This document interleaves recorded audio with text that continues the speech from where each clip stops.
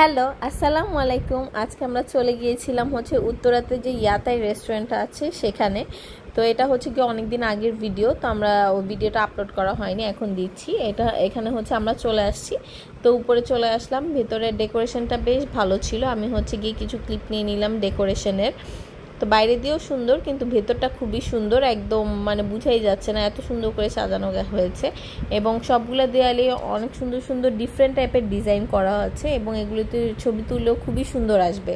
আর এই যে সুন্দর করে এই দেয়ালটা একদম মাঝে ওদের নামটাও লিখে দিয়েছে, ইয়াতাই। তো আমরা যে টাইমে গিয়েছিলাম, দুপুরবেলা গিয়েছিলাম, একটু আর্লি লাঞ্চে গিয়েছিলাম, এজন্য এখনও ভিড় হয়নি। একটু পরেই গিয়ে ভালোই মানুষ আসা শুরু হয়ে গিয়েছিল। আর গিয়ে এখানে আমরাও ছবি তুলেছি।